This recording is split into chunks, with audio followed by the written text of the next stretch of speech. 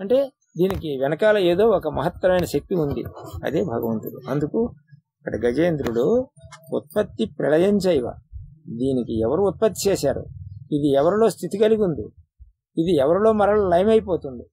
భూతన అంటే ఎవ్వని చేజనించు జగమెవ్వని లోపల నుండి లీనమై, ఇది ఎవరిలోనుంది, ఎవరిలో లీనమై ఉంది. ఎవ్వని అందుడు ఇందు, ఇది ఎవరిలో చేత పుట్టబడ్డది, ఇది ఎవరిలో స్థితి కలిగి ఉంది, ఇది ఎవరిలో లయమైపోతుంది. పరమేశ్వరుడు ఎవడు, ఈ సృష్టికి విలక్షణంగా ఉన్నటువంటి ఆ పరమేశ్వరుడు ఎవడు, వాని ఆత్మభావం, వాని నా ఆత్మలోనే అటు ఈశ్వరునే శరణంబు వేడుదాం, అటు ఈశ్వరుని నేను శరణు వేడుకుంటున్నానని చెప్పి గజేంద్రుడు మొరపెట్టుకుంటున్నాడు. ఎలా మొరపెడుతున్నాడు?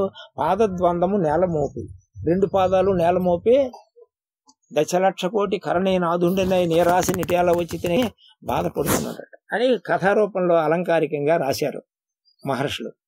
భాగవతంలోనూ ఆయన గజేంద్ర మోక్షం వస్తుంది. ఏమై దశలక్ష కోటి కరణేనాథుడు అంటే 10 లక్షల కోట్లు ఏనుగులకి నాథుడు అటెత్తున్నాడు. వచ్చి పాపం ఈ మొసలి పట్టుకుంది, దాని పట్టుని ఇడిపించుకోలేకపోతున్నాడు. ఇడిపించుకోలేక పోరెని 1000 సంవత్సరాలు పోరాడి లావుకి ఎంత లేదు, ప్రాణములు టావులు తప్పి నీవే తప్ప ఇత పరంబెరుంగను కావే రక్షింపవే వరదా భద్రాత్మక సంరక్షింపగని చెప్పి మొయ్యాలికి వరపెట్టుకుంటున్నాడు. పాపము ఆ మొసలి వదలటం లేదు ఆయన్ని. పట్టు ఇడిపించుకుందాం ఇదంతా అని చెప్పి అనుకుంటున్నాడు, కానీ ఆ పట్టు విదిల్చుకోలేక పట్టుబడిపోయినాడు. పట్టుబడిపోయి ఏం చేస్తున్నాడు? పాదద్వందము నేల మోపి పవనుని బంధించి పంచేంద్రియోన్మాదమును భరిమార్చి బుద్ధి లతకున్మాదాకు హర్తించి నిష్కేద పదావలంబయ్యే యోగీంద్ర మర్యాద హరి విక్రమించి యోగీంద్ర మర్యాదనని చెప్పి ఆ విధంగా ఉన్నాడట. యోగీంద్రుడు ఎలాగైతే ఉంటారో ఆ విధంగా 2 పాదాలు నేల మోపేసి ఆ భగవంతుని ప్రార్థన చేసుకుంటుందట. ఇది దీని అంతరార్థం ఏంటి? అది కథ అలంకారికంగా రాశారు. గజేంద్రుడు అన్నటువంటి ఏనుగు జీవుడు సంసారం అన్న మడుగులో దిగాడు. నాది నా వాళ్ళు అన్నటువంటి అహంకారం అన్న మొసలు పట్టుకుంది. ఇప్పుడు దాన్ని విడిపించుకోలేక పోరిన 1000 సంవత్సరాలు రాత్రి మొగలు పోరాడు. అంటే ఎన్ని జన్మలు ఎత్తామో, ఇంకెన్ని జన్మలు ఎత్తబోతామో, దీనికి మరి మార్గం లేదా అని మనం విచారణ చేసుకుంటే గజేంద్రుడిలాగే మనము కూడా దాంట్లోంచి పొట్టు తప్పించుకొని బయటకు వస్తాం. ఎవరు? గజేంద్రుడు అన్నవాడు జీవుడు, సంసారం అన్నది మడుగు, నాది నా వాళ్ళు అన్నటువంటి ధారేషణ ధనేషణ పుత్రీక్షణ. రేపు నేడు పోయినప్పుడు భార్యకి ఈయన మోక్షం ఇస్తాడా? లేదా భార్య ఆయనకు మోక్షం ఇస్తుందా? లేదా కన్న పిల్లలు ఇస్తారా? గణించిన డబ్బు ఇస్తుందా? పదవులు వస్తాయా? ప్రజలు ఇస్తారా? చెప్పండి. ఏది లేదు. మొదట బట్ట లేదు, తుదను బట్ట లేదు, మధ్య బట్ట గట్ట నగుబాటు కాదని వేమన్నా దిగంబరైపోయినాడు. అలాగనే మనము కూడా అన్నీ వదిలినక్కర్లేదు, ఏది పట్టుకోనక్కర్లేదు. దానికి అంటకుండా ఉండాలంటే మనం ఏం చేయాలని అంటే పాదద్వందము నేల మోపి, ఈ 2 నేల మోపాలి, 7వ భూమికలోకి తీసుకెళ్ళాలి.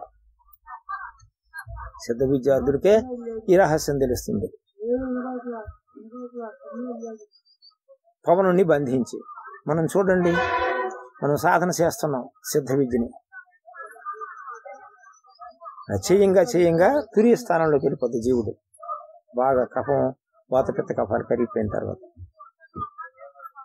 సూర్య సదనంలోకి వెళ్ళిపోయిన తర్వాత నీకు జ్ఞానోదయం అవుతుంది. మేళమోపడం అంటే అది.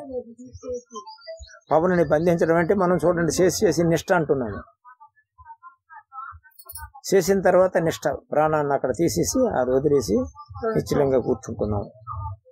అప్పుడు పవనాన్ని బంధించడం జరుగుతుంది. ఈ బంధించడం అన్నది ఎవరైనా పొరపాటుని ప్రాణాన్ని మాత్రం బిగపట్టడం మాత్రం చేయకండి. దాని జరిగితే గురువుకు పూజ లేదు. అది హెడ్ ఆఫీస్ వాళ్ళు కూడా చెప్పారు. ఇది నిప్పుతో చెలగాటం. గురువు దగ్గరికి వెళ్ళండి, జాగ్రత్తగా నేర్చుకోండి, నిదానంగా చేసుకోండి. ఆ బంధించడం అన్నది ఏంటంటే ప్రాణాన్ని బంధిస్తే లోపల ఉన్నటువంటి నాడీ మండలం ఏనాడైనా చిట్టిలే చేసిన దానివల్ల ప్రమాదంకు సిద్ధ సమాజానికి కానీ చెప్పిన మాకు కానీ సంబంధం లేదు. అందుచేత ఇది నిప్పుతో చెలగాటం కాబట్టి ప్రతి సిద్ధ విద్యార్థి బహు జాగరూకులే. నిష్ఠ అనేటప్పుడు ఇంతవరకు సాధన చేస్తున్నావు, ఇప్పుడు నిష్ఠ చేస్తున్నావు స్వామి చెప్పిన ప్రకారంగా. ఆ నిష్ఠలో ప్రాణాన్ని అక్కడ తీసుకొచ్చి 3వ కంటిలో విడిచిపెట్టేయాలి. అక్కడ వెలుగును ధ్యానం చేస్తూ ఉండాలి నిటారుగా కూర్చొని. ఆ గజేంద్రుడు ఉన్న మార్గమే యోగేంద్ర మర్యాదని నా పద్యంలో చెప్పారా లేదా? యోగేంద్రుడు ఎలాగుంటాడో ఆ విధంగా ఉందంట. ఏది ఆ ఏనుగు. అలాగనే మనం పాదద్వంద్వం అంటే ఈ రెండింటిని తురియ సదనంలో చేర్చాలి. పవనుని బంధించడం అంటే తురియ సదనంలో తీసుకెళ్లిన తర్వాత సాలీడు కండి తోడుతూ ఉంటే పడుగు పేక కనుక అతని నేత తయారైపోద్ది. అలాగనే మనం దీర్ఘంగా ప్రాణాన్ని ఎప్పుడైతే చేస్తామో ఆహారం తగ్గించి తగు మోతాదు కొలబద్ద ప్రతిదినం భుంజిద ఔషధం ఆకలి అన్న రోగానికి ఔషధంలా తింటూ మన కర్మలు మనం చేస్తుంటే గాంధీ గారిలో పరిగెట్టవచ్చు. గాంధీ గారు క్రియాయోగం చేసేవారు, ఆయన నడుస్తుంటే జనాలు పరిగెట్టేవారు, మన కళ్ళెదటే మొన్నటి వరకు తిరిగారు. అలాగనే ఎంతో మంది మహాత్ములు యోగం చేసి ముందుకు వచ్చారు, అయితే వాళ్ళు మనం తెలుసుకోలేకపోతున్నాం. అలాగనే ఇప్పుడు కూడా మనకు గొప్పోళ్ళు అందరూ ఉన్నారు, కానీ మనం తెలుసుకోలేకపోతున్నాం. ఆ తెలియకపోలేకపోవడం కారణం దాన్ని మనం విశ్వసించడం లేదు. చేత ప్రతి ఒక్కరూ కూడా యోగి అయి కర్మలు చేయమనడానికి కారణం. యోగం గొప్పది, అన్నిటికంటే బ్రహ్మ విద్య. యోగము అంటే పరమాత్మను పొందింపజేసే విద్యే యోగము. చేత గజేంద్రుడు ఏ విధంగా ఉన్నాడో ఆ విధంగా మనం నిష్ఠలో ఉండాలి. పడుగు పేక తోడుతుంటే సాలీడు వెనకాల బట్ట తయారైపోద్ది. అది కుంభకం. కుంభకం అని చెప్పేసి ఎవరు ప్రాణాన్ని మాత్రం, ఇది సహజ రాజయోగము, ప్రాణాన్ని బిగబట్టడం మాత్రం ఎవరు చేయకండి. దానివల్ల నష్టానికి కష్టానికి సాధకుడు గురైపోతాడు. కొంతమంది ఏమంటే 5 నిమిషాలు నిలుపుతారటండి, అతను ఈయన 6 నిమిషాలు నిలుపుతాడటండి, అతను అరగంట నిలుపుతాడటండి. నిలపడం అంటే చాలా మూర్ఖత్వం. హే విముడు కర్తముద్దుక్తో హే హఠాత్ శస్సోజయం తేగన్ హే నాగేంద్ర మున్మత్త విషతంతు పిబని అన్నారు. ప్రాణాన్ని ఎవడైతే బిగబడతాడో అలా హఠాత్తుగా అటువంటి వాడు ఎటువంటి వాడు మూర్ఖుడు అంటే ముక్తికోపనిషత్తులో రాముడు చెప్తున్నాడు. ఆంజనేయ విశేషమైన మూఢుడట. ఎటువంటి మూఢుడు? తే నాగేంద్ర మున్మత్త విషతంతు బిమ్మ అంటే తామరకాడు విరిస్తే దాని సెంటర్లో నూలు పోగులు వస్తాయి సన్నంగా దారాల్లాగా. వాటితోటి మధించిన ఏనుగుని బంధించడానికి చూసే సత్య ఫూల్ అని చెప్పారు. పొరపాటునైన ప్రాణాన్ని మాత్రం బిగపట్టడం గట్ట చేయకండి. శుద్ధ సాత్విక ఆహారం తీసుకోండి. విద్యార్థులు అందరూ కూడా కలుస్తుండండి. ఏ ఆశ్రమం దగ్గర ఉన్న వాళ్ళు ఆ ఆశ్రమంలో చేరండి. ఈ ఆశ్రమం వాళ్ళు ఆ ఆశ్రమంకు, ఆ ఆశ్రమం వాళ్ళు ఈ ఆశ్రమంకు వెళుతూ ఉండండి. తెలుసుకోండి. సిద్ధ విద్యార్థులు అన్నటువంటి వాళ్ళు ఇంకొక ఆర్గ్యుమెంట్ వినవలసిన పని లేదు. ఎందుకంటే ఇది ఫైనల్ విద్య. 1,25,000 మార్గాల్లో ఉత్తమమైనటువంటి మార్గం ఇది. ఇది ఏ చైతన్యం అవుతుందో ఆ చైతన్యాన్ని డైరెక్ట్గా క్రాస్ చేసి పోయి తనలో విలీనం కావడమే. సరిలే సైంధవ్యమితవత్తు. మంచినీళ్ళులో ఉప్పు తీసుకొచ్చి కలిగి పెడితే ఏమవుతుంది? ఉప్పు అందులో కలిసిపోతుంది. అలాగనే ఈ జీవుడు ఆ ముఖ్య ప్రాణము ఎక్కడ నుండిది? ఇది వృత్తి ప్రాణము. ఈ వృత్తి ప్రాణమే అపానము ప్రాణంగా మారాయి. అర్ధనారీశ్వరి అర్ధనారీశ్వరుడు శివశక్తుల కలిగికే యోగం. కాబట్టి ఎప్పుడైతే అంతర్మథనం చేసామో మన లోపల ఉన్నటువంటి మెదడులో వాటర్ శాతం, శరీరంలో ఉన్నటువంటి వాతపిత్త కఫాలు అన్నీ తగ్గిపోయిన తర్వాత, అపానం తగ్గిపోయిన తర్వాత బాడీలో అగ్ని పుడుతుంది. ఆ అగ్ని ఊర్ధశకి ఏర్పడుతుంది. ఊర్ధానికి జీవుడు పోతూ ఉంటే సందేహం నివారణ అయిపోతుంది. తనకు తానుగా జ్ఞానోదయం అవుతుంది. అందుచేత యోగాగ్ని దగ్ధ కర్ములు అన్నారు. యోగం అన్నటువంటి అగ్ని మన శరీరంలో రగిలిస్తే కర్మలు దగ్ధం అయిపోతాయి, సంకల్పాలు నాశనం అయిపోతాయి, కోరికలు ఉండవు, వాడు సుఖిస్తాడు. అది బుద్ధుడు చెప్పినటువంటి విషయం. దుఃఖానికి కారణం ఏంటంటే కోరికలు.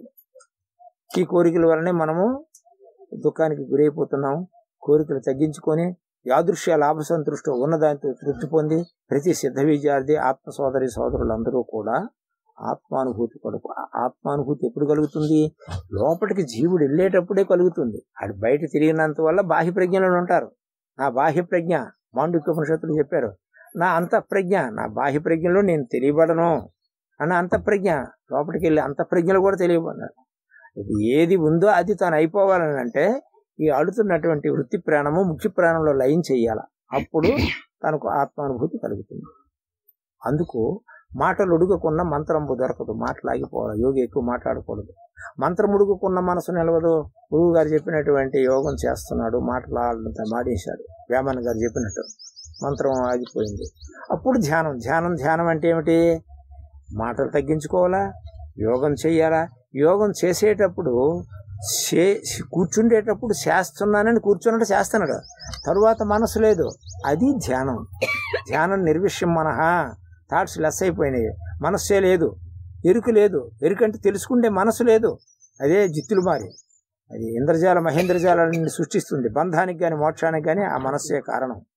మనస్సు ద్విధం మనోహం ద్విధం ప్రోక్త. శుద్ధ మనస్సు ఉంటుంది, మలిన మనస్సు ఉంటుంది.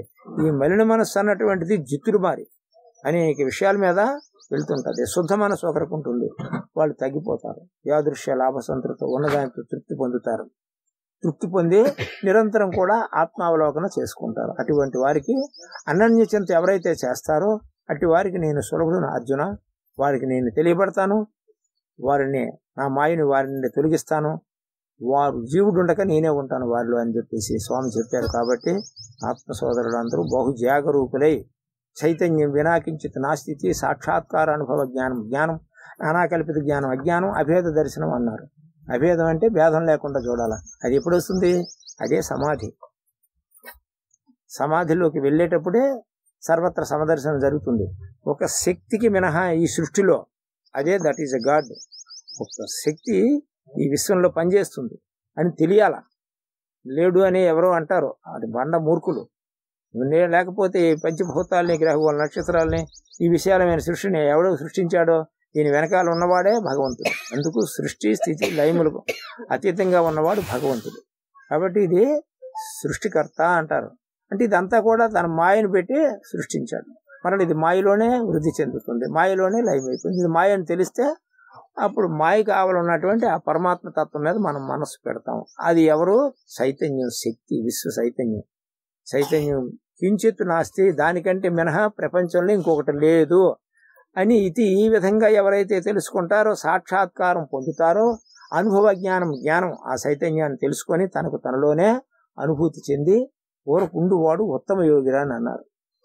ఊరకుంటాడు, దాన్ని పొందుతాడు వాడు మెల్లగా.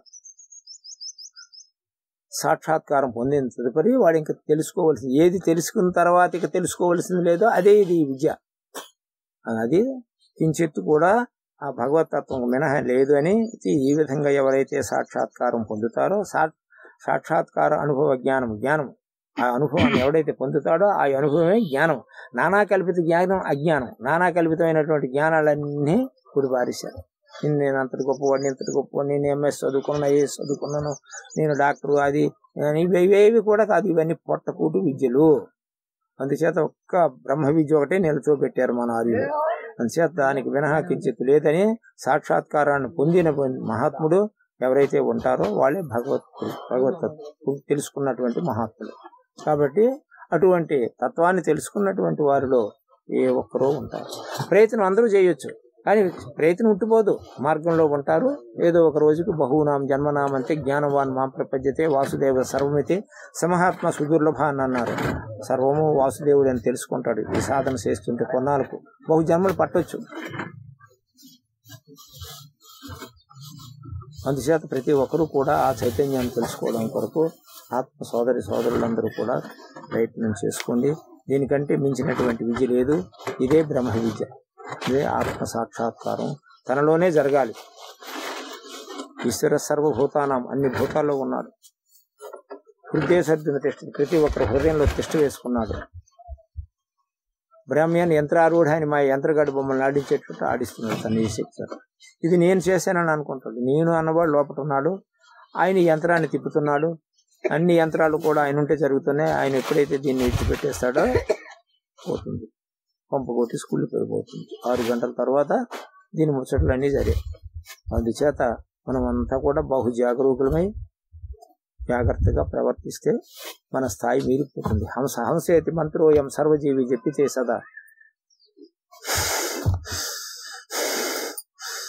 సోహం సోహం హంస మంత్రం జరుగుతుంది మన లోపల. హంసేతి మంత్రోయం సర్వజీవి చెప్పితే సదా, సర్వజీవులు చెప్పిస్తున్నాయి.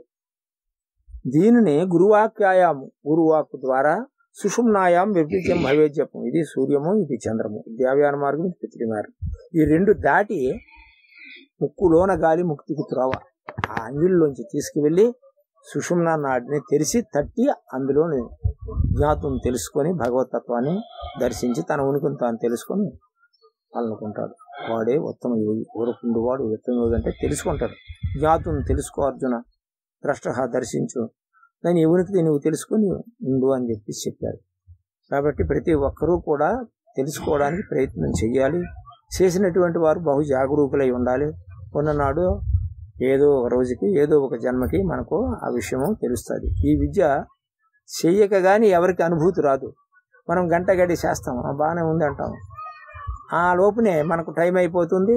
మన దైనందిక కార్యక్రమాల మీద వెళ్ళేటప్పుడు ఏదో ఒకటి వేస్తాం పొట్టలో. అప్పుడు వెంటనే చల్లారిపోయి మన బాడీలో ఉష్ణం చల్లారిపోతుంది. అయితే ఉష్ణం సాలదు, మళ్ళీ ప్రాణం కిందికి వచ్చేస్తుంది, మళ్ళీ మామూలే. అంటే మనం పైకి వెళ్ళాలని అంటే రోజుకు 3 గంటలు అధమము, మధ్యమము 6 గంటలు, ఉత్తమము 8-9 గంటలు చెయ్యాలి. శ్యామశరణ లాహిరి గారు ఆ విధంగా చేసి గృహస్థంలోనే ఆయన మహత్తరమైనటువంటి యోగి అయిపోయినారు. సన్యాసులు హిమాలయాల్లో నుండి ఆయన దర్శనం కొరకు వచ్చారు. 3 ఆడపిల్లలు, 3 మగపిల్లలు. ఆయనకు 27 రూపాయల జీతం.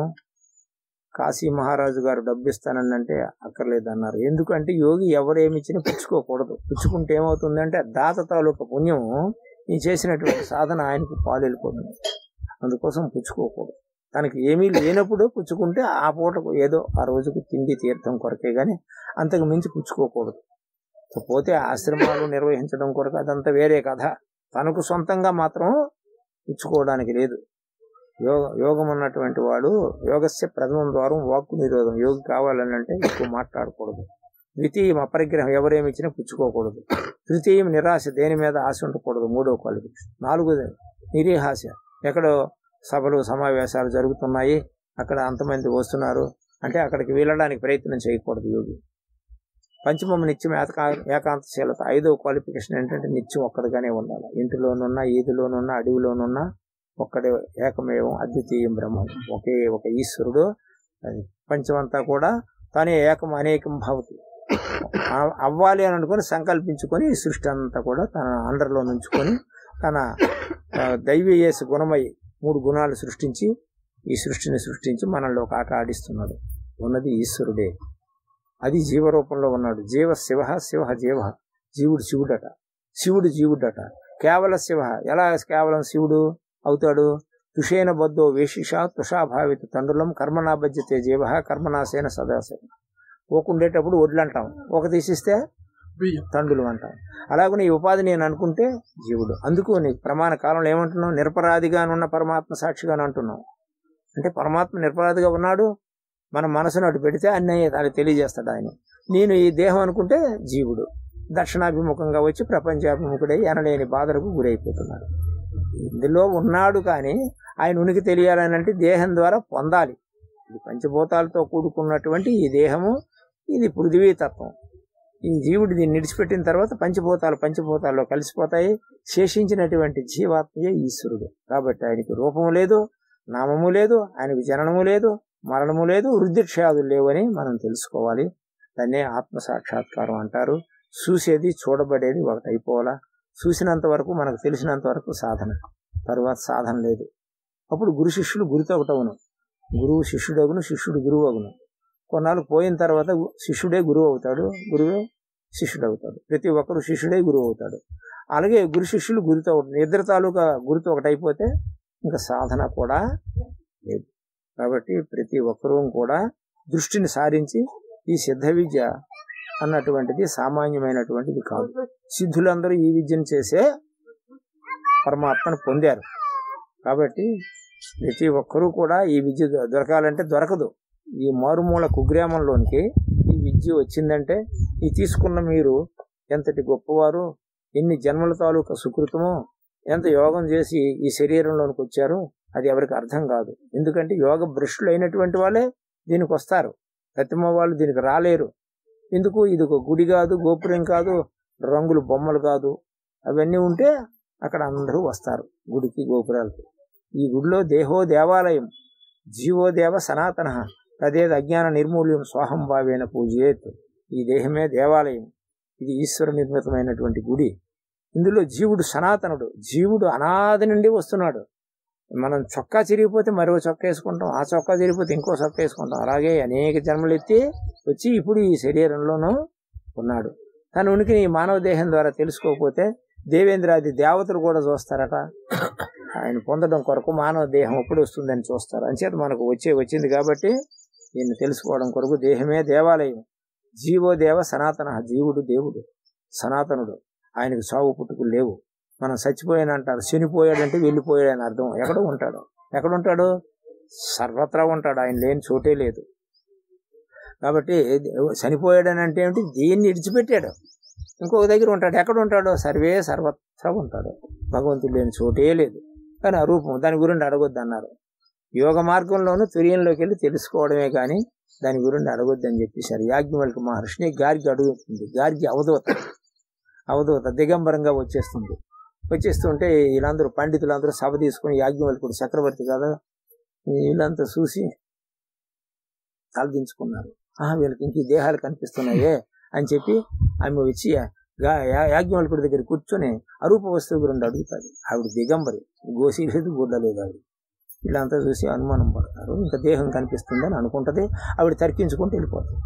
అందుచేత మనము ఈ హంస మంత్రం ద్వారా ఈ హంసయే ఈ హంస సూత్రాన్ని కట్టబడి పరమాత్మ దొరుకుతాడు. అది ముక్కులోన గాలి ముక్తికి త్రోవని చెప్పారు. అందుచేత ఈ గురువాక్కు ద్వారా తీసుకున్నటువంటి ఈ సాధనని సుషుమ్న నాడిలోకి 2 దాటి వెళ్ళాలి. వెళ్ళేటప్పుడు మీకు ఆత్మానుభూతి కలుగుతుంది.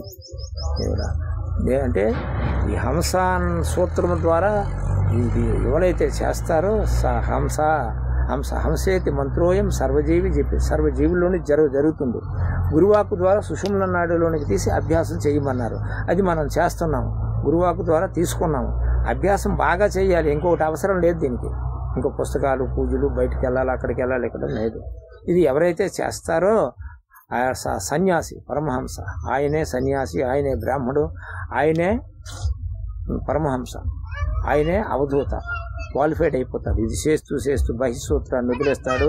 లోపల దీన్ని జ్ఞానమంత్రం సూత్రం, ఆ జ్ఞానాన్ని అన్నటువంటి సూత్రాన్ని పట్టుకుంటాడు. యజ్ఞోపవేతం అంటే మన లోపల ఉన్నటువంటి ప్రాణశక్తిని ఎవడైతే పట్టుకుంటాడో యజ్ఞోపవేతం పరమ పవిత్రం. దాన్ని పట్టుకొని మథనం చేస్తాడో అటువంటి వారికి ఆత్మానుభూతి కలుగుతుంది. వాడే సన్యాసి, వాడే హంస, వాడే పరమహంస, వాడే అవధూత. అవధూత అంటే అర్థం ఏంటి? దత్తాత్రేయులు వారు చెప్తారు. ఆ వా దూత, ఆ వా దూత 4 అక్షరాలు. దత్తాత్రేయులు వారు చెప్తారు అవధూత అంటే వీడు. ఆస్యాపాసి, ఆ అంటే అక్షరానికి ఆస్యాపాసి వినిర్ముక్త, ఆది మధ్యాంత శూన్యం, ఆనందం వర్తతే నిత్యం, అకారస్య లక్షణం. ఆ అన్న పదానికి అవధూత అన్న లక్షణాలు. మొదట అక్షరంలో అర్థం ఏంటంటే ఏ విధమైన ఆశ ఉండకూడదట మనం అవధూత అవ్వాలంటే. అవధూత అంటే ఈక్వల్ గాడ్. హంస, దండి, త్రిదండి, పరమహంస, మినిస్టరు, హోమ్ మినిస్టరు అని మనం పేర్లు ఉంటాయి కదా ఈ రాజకీయ నాయకులకు. అలాగే ఈ సన్యాసంలో కూడా దండి, త్రిదండి, మహాదండి, హంస, పరమహంస, అవధూత అని అంటారే. అవధూత అందరికంటే అతీతమైన ప్రజ్ఞలోకి వెళ్ళిపోతాడు. ఆయన ఈక్వల్ గాడ్. ఇది ఆ అక్షరానికి ఏంటంటే ఏ విధమైన ఆశ ఉండదు ఆయనకి. ఆది మధ్యాంత శూన్యం. దేవుడు ఆది మధ్యం అవన్నీ కూడా ఆయనకు అవసరం లేదని తెలుసుకుని తనలోనే ఆ తత్వాన్ని తెలుసుకుని ఉంటాడు. ఆనందం వర్తతే నిత్యం ఆనందంగానే ఉంటాడు. ఏ విధమైన దుఃఖం ఆయన్నే అంటుకోదు. ఆ అన్న అక్షరానికి అది అర్థం. దత్తాత్రేయులు వారు చెప్తారు. ఆయన ఆనంద ఆవిర్భావ ఘట్టంలోనూ దత్తాత్రేయ ఉపనిషత్తులో అహో జ్ఞానం, అహో జ్ఞానం, అహో గురు, అహో గురు, అహో శాస్త్రం, అహో శాస్త్రం, అహో సుఖం, అహో సుఖం అని ఆనంద ఆవిర్భావ ఘట్టంలో నాట్యం చేస్తాడట. ఆ ఆనందాన్ని పట్టుకోలేక. ఎవరు? దత్తాత్రేయులు వారు. అహో గురు, అహో గురు, వేదాంతం చెప్పినటువంటి మా గురువు గారు ఎంత గొప్పవారు, మా గురువు గారు ఎంత గొప్పవారు. వేదాంతం చెప్పినటువంటి ఆ శాస్త్రం ఎంత, వేదాంత శాస్త్రం ఎంత గొప్పది, ఎంత గొప్పది అని విరుక్త దోషం 1-2 సార్లు గొంతెత్తి అరిసి నాట్యం చేస్తాడట ఆయన ఆనంద ఆవిర్భావ ఘట్టంలో. దత్తాత్రేయ ఉపనిషత్తులో ఆయన తాలూకు లక్షణాలు చెప్పారు. అందుచేత అహో సుఖము, అహో సుఖము, ఎంత సుఖం ఉంది అందులోను. అహో జ్ఞానం, అహో జ్ఞానము, జ్ఞానం ఎంత గొప్పది, జ్ఞానం ఎంత గొప్పదని నాట్యం చేస్తాడట దత్తాత్రేయుడు. వాసు నివర్తతే నిత్యం, వర్ణమానం నివర్తించారు. జాతి, మతము, కులము, వయోభేదము, లింగభేదము ఆయనకి ఏవి కనిపించవు. ఎందుకంటే ఈక్వల్ గాడ్ పరమేశ్వరుడు. పరమేశ్వరుడికి హెచ్చు తగ్గులు ఉంటాయా? అవి జాతి, మతము, కులము, భేదమైన ఆయనకు ఉంటుందా? అటువంటి స్థితికి వెళ్ళిపోతాడు అవధూత. అది ఒక దగ్గర ఉండడు, తనదంటూ ఏమి కూడా లేదు అన్నటువంటి భావంతో చరిస్తూనే ఉంటాడు. ఇక్కడ ఒక దగ్గర ఉంటే నాది అన్న భావన వచ్చేస్తుందని తిరుగుతూనే ఉంటాడు. గోవు పాలు పితికించాడు. ఒక దగ్గర ఉండేవాడు కాదు. ఎవరు? సుఖ మహర్షి. ధూళి దోసరి గాత్రాన్ని దుస్సంగంతు నిరామయం ధ్యానధారణ వినిర్ముక్త దుకారస్య లక్షణం. ధూ అన్న అక్షరానికి వారు ఏం చెప్తారంటే ధూళితోటి దోసరితోటి శుచి శుభ్రత ఏమీ ఉండదు ఆయనకు. ఎందుకంటే ఇది కాదని ఆయనకి తెలిసింది కాబట్టి దీన్ని వదిలేస్తాడు. దీని మీద వ్యామోహం ఉండదు. ఇది శుభ్రాయాల, ఏదో చెయ్యాలా, దువ్వాలా, అది చెయ్యాలి, ఇది చెయ్యాలనే ఉండదు. అందుకు కొంత స్థాయికి పోయిన తర్వాత శిష్యులే దాన్ని కాపాడుకుంటారు. మహాత్ములు ఒక స్థాయికి వెళ్ళిపోయిన తర్వాత ఈ ఉపాధి ఉంటే మనకు ఉపయోగపడుతుంది, తదితరమైన జనాలకు ఉపయోగపడుతుందని వాళ్లే దానికే రుద్దుకొని శుభ్రం చేసుకొని దాన్ని కాపాడుకుంటారు. లేకపోతే వాళ్ళకి ఎలాగైనా పర్వాలేదు, ఉన్నే పర్వాలేదు, పాపలేదు, సొక్కా చిరిగిపోయింది మరొక సొక్కాలను వస్తాయి. వాళ్ళు ఇచ్చానుసారంగా ఉంటారు. అందుచేత వాళ్ళకి దేహం మీద భ్రాంతి ఉండదు. ధూళి దోసరితోటి శుచి శుభ్రత ఉండదు. ఆ రామకృష్ణ పరమహంస గారు పడిపోయి ఉండేవారు, మలమూత్రాలు అయిపోయేవి, ఆ బట్టలు ఉతికేది లేదు, ఆరేసేది లేదు, ఇదంతా పిట్టలు వాలేవాటి, పిచ్చుకులేవి. ఎవరో వచ్చి పుణ్యాత్ములు వచ్చి అది శుద్ధి చేసి కడిగి ఇంత తినిపించి మళ్ళీ పండబెట్టేవారట, ఆ బట్టలు మార్చేవారట. రామకృష్ణ పరమహంసని అవధూత స్థాయి అలాగ ఉంటుంది. ఆ మహానుభావుడు అన్ని రీసెర్చ్ చేశాడు. తోతాపూర్ రాకపోతే ఆయన కదా అమ్మ అనుకుని ఉన్నాడు. తోతాపూర్ వచ్చి యోగం చెప్పింది, అప్పుడు ఆయన రిజల్ట్ వచ్చింది. ధూళి దోసరి గాత్రాన్ని దుస్సంగంతు నిరామయం ధ్యానధారణ వినిర్ముక్త. ధ్యానము, ధారణ, సాధన అవి ఏవి ఆయనకు ఉండవు. ఎందుకు? భగవంతుడికి అవన్నీ ఎందుకు ఆయన అవసరం లేదు. తత్వమస్యాది వాక్యానాం తయోరైక్యం పరబ్రహ్మం తకారస్య లక్షణం. అన్నటువంటి అక్షరానికి అర్థం ఏంటంటే తత్వం, తత్వ అది, త్వం నేను, అసి అయి ఉన్నాను. తత్వ అనగా అది ఏది? ఆ పరమాత్మ. త్వం నేను, అసి అయి ఉన్నాను, ఆ పరమాత్మను నేనయ్యే ఉన్నానని చెప్పి అహం బ్రహ్మాస్మి, ఐమాత్మ బ్రహ్మ, ప్రజ్ఞానం బ్రహ్మన్నామ 4 వాక్యాలకు, మహావాక్యాలకు అర్థంకు తాను ఎదిగిపోయి ఉంటాడు అవధూత. అందుచేత నేనే బ్రహ్మమని ఆయనకి తెలుసు కాబట్టి ధ్యానం చేయడము, జపం చేయడము, ఒక దగ్గర ఉండడం, ఇది నాది అని అనడం అవధూతకి ఏవి ఉండవు. ఆయన అలా గాలికి తిరిగినట్టు తిరుగుతూనే ఉంటాడు. తయోరైక్యం పరబ్రహ్మం, పరమాత్మ తనే అయిపోతాడు. కాబట్టి అవధూత అన్నటువంటి లక్షణాలని దత్తాత్రేయుడు వారు చెప్తారు. మనము కూడా ఆ భగవంతుని పొందడం కొరకు ప్రయత్నం చేస్తే అందరము కూడా అవడానికి అవకాశం ఉంటుంది. ఒకరు అవుతారు, ఇంకొకరు ఎవరన్నా ఏం లేదు. All are equal. అహమాత్మ గుఢాకేశ సమోహం సర్వభూతేషు. అర్జున, నేను ఆత్మస్వరూపుణ్ణి, సర్వభూతాల్లోనూ ఉన్నానే అని చెప్పారు. నాకు నమే ద్వేషేసి ప్రియ, నాకు ప్రియులుగా నా ప్రియులుగా లేరు, నేను ఆత్మస్వరూపుణ్ణి, అవ్యక్త వ్యక్తి మాకున్నా, నేను అవ్యక్తమైనటువంటి వాడిని, ఈ కళ్ళకు కనిపించేవాడిని కాదు, వ్యక్తిగా వచ్చిన మనిషితో నువ్వు తీసుకున్నాను, నేను చెప్పింది అందరూ ఆలస్యం చేసేస్తున్నారని శ్రీకృష్ణ పరమాత్మ శివుడికి ఇల్లుగట్టినట్టు చెప్తారు. అందుచేత ఆత్మ సోదరులందరూ కూడా ఈ అవ్యక్తమైనటువంటి ఉపాసన చాలా కష్టము, చాలా సులభము. పువ్వులు అక్కర్లేదు, పత్రి అక్కర్లేదు, తడి లేదు, మడి లేదు, మైల లేదు, స్త్రీలు బయట ఉంటే కూడా చేసుకోవచ్చు. ఎందుకంటే త్రిపుర సుందరి అంటారు స్వామి. పూజలు పురస్కారాలు చేయకూడదు అని శిరస్నానం చేసి చక్కగా కూర్చొని ఆ స్త్రీలు కూడా జపం చేసుకోవచ్చు. దీనికి తడి, మడి, మైల అన్నటువంటిది ఏవీ లేదు. ఆహారం శుద్ధంగా ఉండాలి. అన్ని వేళలా కూడా త్రిసంధ్యల్లో ఈ యోగం ఎవరైతే చేస్తారో అటు వారికి పరమేశ్వరుడే పార్వతీదేవితో చెప్తాడు, పార్వతి, నీవు చేత నా చేత మొక్కబడ్డదగినటువంటి వాడు త్రికాలంలో ఎవడైతే ఈ యోగం చేస్తాడో ఇటు వాడికి మనం నమస్కారం చేయాలని చెప్పి పార్వతీదేవితో ఈశ్వరుడు చెప్తున్నటువంటి విషయం గురుగీతలో. అందుచేత ఆత్మ సోదరులందరూ కూడా బహు జాగరూకులై కాపాడుకుంటూ ఈ ఆశ్రమంకు వెళుతూ ఆయాశ్రమం నుండి ఎక్కడికి వస్తూ అలాగనే మీకు గురువు చెప్పినటువంటి వారి గౌరవ మర్యాద పెంచుకొని వారిని చేరడం, ఇవన్నీ చేయడం చేసుకుంటే మీరంతా మహోన్నత స్థితికి వెళ్ళిపోతారు. స్వస్తి ప్రజాభ్యాం పరిపాలయంతాం న్యాయేన మార్గేణ మహీమహీ యో బ్రాహ్మణేభ్యం శుభమస్తు. లోకా సమస్త జనో సుఖినో. ఓం శాంతి.